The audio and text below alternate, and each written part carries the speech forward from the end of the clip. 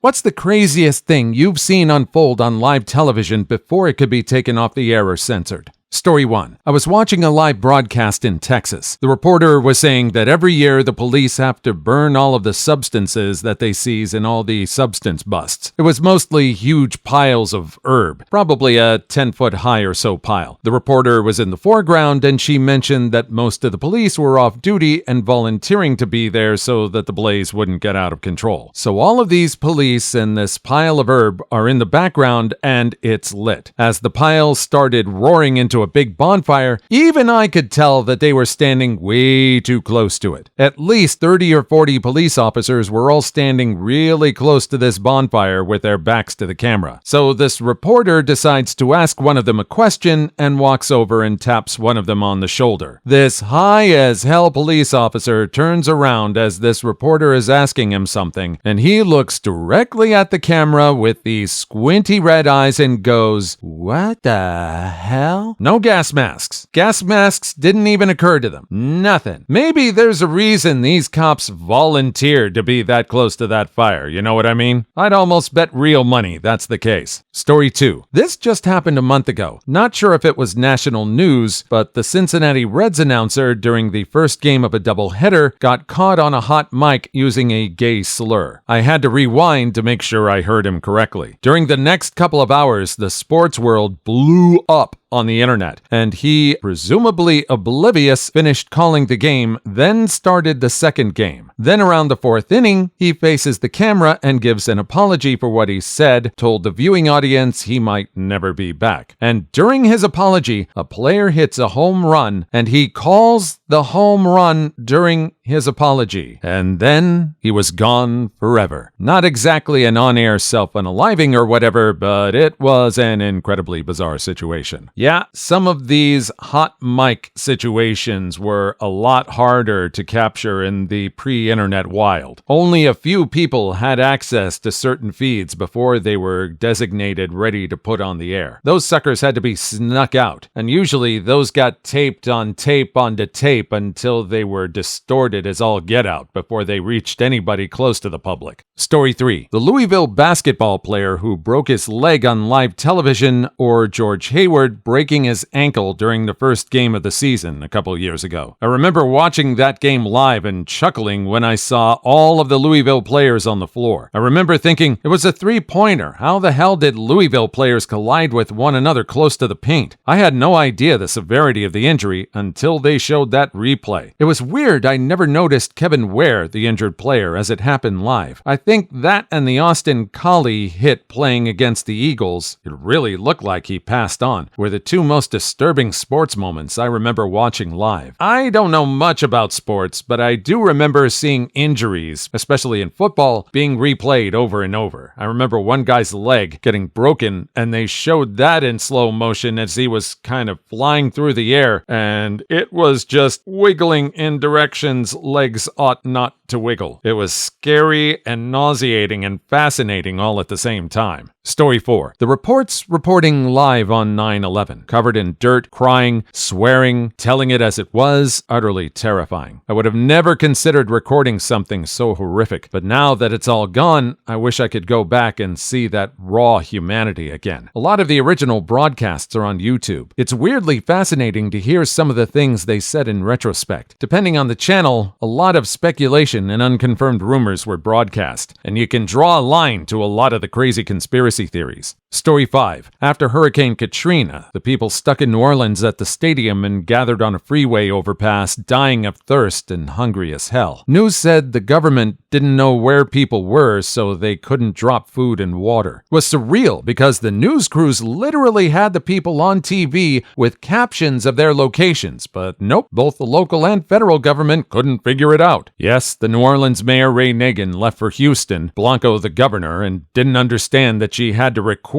federal assistance. So the feds were helpless, the local government was completely inept, and it took days to get help moving. I had relatives on a roof while Blanco was in a stupidity cone. Story 6. When I was a kid, I was watching the news and saw some people in Sarajevo, I think, being pulled off the back of a truck and shot. Teenage boys and men. Never forget it. It was daytime, and I think it might have been live, the BBC or something, but it stayed with me ever since. I used to live near a lot of Bosnian refugees who were then school kids. All of them had PTSD and/or depression. They had seen their dads and older male relatives unalived while their moms and older female relatives were violated, or they experienced it too. That war was pure hell for the survivors. And there's so much stuff we put in our movies and TV for entertainment that people lived through themselves. We have this big wall of separation as far as media is concerned. These people didn't have that. We think we've seen it and we understand it, but not like these people. These people have seen it, or it's happened to them, or it's happened to someone they love. Big difference. Story 7. This is so stupid, but was a youngin' when it happened. A guy was holding up a sign on the Today Show or some national morning TV show that said, "Harry me Julia," or something like that. Willard Scott or Al Roker or someone went up to the guy and said, "Tell us a little about Julia." And the guy was like, "Nope, I'd rather marry Steve," and started making out on camera with the guy next to him. The host booked it and was like, "Okay, on to the weather." Prior to then, I'd never heard about being gay, let alone seen anything like it. I'm not sure why that image stuck with me, though it was pretty shocking at the time. Story 8. I swear I've seen it, but I've never found it again. David Letterman was hosting The Tonight Show, and he had a pair of ferrets on his desk. The zoo guy was talking about them, and they freaked out and started running around his desk. The leash got caught in the microphone, so they started going in circles, defecating the whole time, even splashing David. They went to commercial, and afterwards the ferrets were gone and David was cleaned up. I had never laughed so hard. Story 9. Lots of other answers on here that are the same as what I would say too, but one I haven't seen is Dale Earnhardt Sr.'s unaliving in the last turn of the last lap at Daytona. It was crazy because it looked like such an innocuous crash. Even watching it live, it didn't seem like a big deal, and so shocking when we learned he had passed away. I really enjoyed rooting for the number 3 car. After that, my interest in NASCAR pretty much dwindled and went away. And when they tried to ask Kenny Schroeder what he saw when he went up to the car, just chilling. Kenny knew Dale was gone. His eyes looked haunted. Again, I'm not a sports guy, and I'm not much on NASCAR. As much as we like to joke about NASCAR and the crowd that follows it, this is still a tragedy, one that's still felt. Hopefully he didn't suffer much. I hope he didn't suffer at all. No one deserves that. Story 10. I wish I could provide the link, but it was an NHL game, and one player fell, and his skate cut the jugular of his opponent. Blood squirted out like a hose,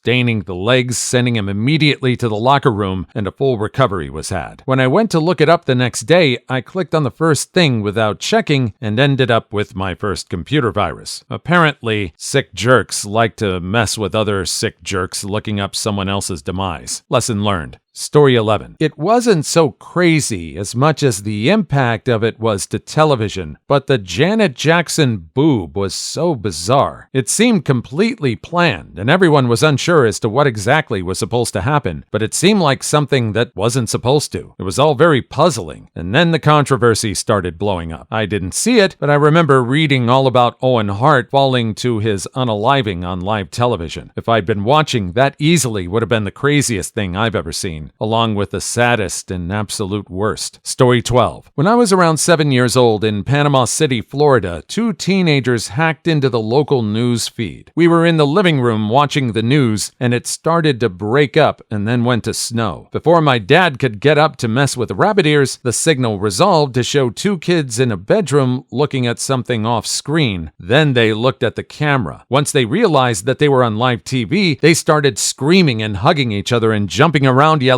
"We did it! We did it! Ah!" After a few seconds, the signal resolved and went back to the newscaster, who apologized for the disruption. Then they just went back to reporting the news like nothing happened. There was another instance like this of hacking that was really famous. To this day, I don't think anyone figured out who did it. The person who broke in on camera was wearing a Max Headroom mask. Max Headroom was this personality from the 80s that was supposed to be a computer computer-generated host. It was really an actor in a mask, but it looked like it could have been generated on what computers were capable of at the time. Story 13. Right after Kobe Bryant passed, the local news was showing clips of him playing basketball while reporting on it, but it was clips of his worst plays. Missed layups, bad passes, air balls. True story. I was attending a 1-year-old birthday at Chuck E. Cheese and saw the news first. When I broke it to everyone, no one believed me. Then all of the phones started ringing with a sportscaster sound, and the whole adult party had to pretend to be fine for the kids, even though we were all messed up about it. Story 14. Chris Benoit's tribute from WWE before he was found guilty of unaliving his family. As a longtime wrestling fan, Benoit was one of my favorites, and that entire week was a roller coaster ride for me. First, I hear that him and his family passes away, then WWE does this tribute show, then you see the heinous crimes Benoit did, and after that, WWE erases him from the company like it never existed. Left me sad, confused, and angry. Story 15. George Bush doesn't care about black people. Kanye West. I will never forget the look on Mike Myers' face. That was insane. We were watching the telethon at my aunt's house after my father's funeral. It was just incomprehensible. A family sitting around after a meal is kind of decompressing. We were watching, but not really what was on until that moment. George Bush doesn't care about black people. Oh, if we only knew now what he would be up to. I think it was just a glimpse of the insanity that he would unleash upon the public. I even remember that he was on Saturday Night Live and Mike Myers was there and they sort of joked about the incident. Do you think Mike Myers' career is struggling due to this incident? Or is it more? Story 16. When I was a kid, TV shows were interrupted all the time for high-speed chases and police standoffs. At one time, a helicopter was tracking a guy who was driving through a field. The driver hopped out of his van with a shotgun. The reporter was telling the helicopter to pan away from the shot, but they didn't. The driver then put the shotgun in his mouth and blew his head off on live TV. The camera cut and came back to the in-studio reporter who had a defeated what the hell look on his face. I swear this led to less situations like this being shown on TV. Story 17. The Challenger exploded when I was in elementary school. The whole studio was watching it on TV in the auditorium. Weird fact about me, I was in the exact same room at a school when the Challenger exploded, and then when the first plane hit on 9/11. For the Challenger, I was in my 4th grade classroom, and for 9/11, I was a teacher in that school in that classroom. Story 18. When Henry Surtees was hit and unalived by a wheel mid-Rex in Formula 2. It just happened so quickly you couldn't process what you'd actually seen. Felipe Massa's accident at Hungary GP in the aughts. You just saw a flash of something. Then he was nose first in the tire barrier with the accelerator still depressed. He eventually recovered, but his eyebrow never moved again. Story 19. Watching the luge athlete from Georgia lose control and run off the track in a practice run during the Olympics. It doesn't look super gruesome on TV, but they showed the footage and you just immediately know he was messed up. He was going 90 miles per hour, zero body protection. I was pretty young, so it was just a crazy example of our own mortality. R.I.P. Noter. Edit to add, I guess it wasn't censored, but it was the first shocking unaliving footage I was exposed to on air. Story 20. I don't know if anyone else mentioned it, but in the UK when I was a kid, there was a show on Saturday night called The Late Late Breakfast Show. Each week, there was a spot where they'd get someone to perform a live stunt each week, hosted by a guy called Noel Edmonds, inventor of Deal or No Deal, among other things. In the past, they had done really dangerous stuff, like pulling someone out of an exploding building with a helicopter. One stunt involved a guy bungee jumping from an exploding platform, and he perished live on air, on national British primetime TV. Story 21. There was an episode of Just Shoot Me during the late 90s about an animal puppeteer guy who's hot for Gina and makes a Gina giraffe puppet that resembles her. During the end credits, the mayor puppet reads a statement, "I recently engaged in an affair with Gina Giraffe that was improper.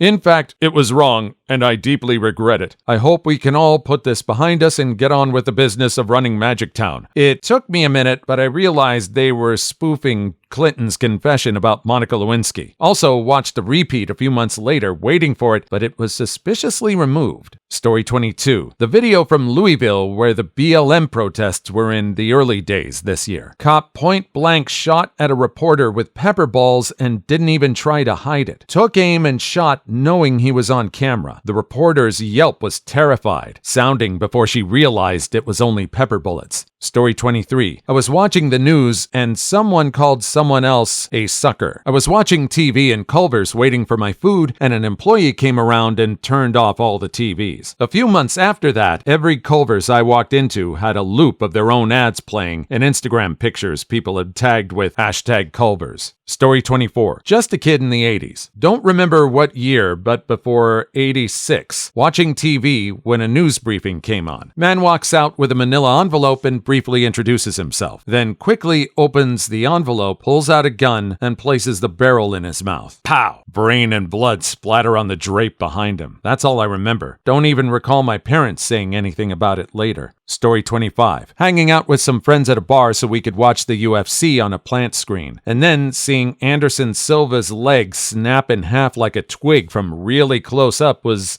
something. And then, about half a year later, Tyrone Spong does almost the exact same thing at Glory. Also saw that one live. I have a hard time watching leg kicks getting checked now. I'm always still afraid the leg will snap. Story 26. In the 90s, MTV was on in the background, and downtown Julie Brown was hosting some sort of pool party weekend thing. They were going to a commercial as she was talking to the camera, saying what was going to be going on after the commercial. Some dude started getting closer and started grinding up against her. Just as she was done and before they cut to the commercial, she pushed the dude off her and she yelled, "Get the hell off me!" Story 27. I live in Ohio and was watching Charles Ramsey's, the guy who rescued Amanda Berry and the other missing women, interview live as it happened, and my husband and I lost it laughing. We loved him instantly. I remember not paying attention and then seeing him thinking, this is the guy who found them? It can't be. He's so casual about it. And then he said the famous line and I said, oh yeah, this is the guy who found them and he's awesome. Story 28. Tyson biting Holyfield's ear. I sat in front of Tyson in a movie theater shortly after. Teenage me cupped my hands behind my ears most of the movie. No clue what I expected. Movie was The Newton Boys. Story 29. The time Randy Johnson vaporized a bird with his pitch. I was at a sports bar with my parents and half paying attention to the game when I saw the ball explode in a big poof of feathers. He has a photography business now and uses a dead bird as the logo. I'm not even kidding. Story 30. Ashley Simpson's Saturday Night Live lip sync / awkward jig. It wasn't quite live for us. We recorded it on VHS and watched it the next day, but back when it aired, it was close enough. We watched it happen and were able to rewind the tape and watch it again. Please leave your story in the comments. I would love to make a video on them in the future. Also, don't forget to like and subscribe.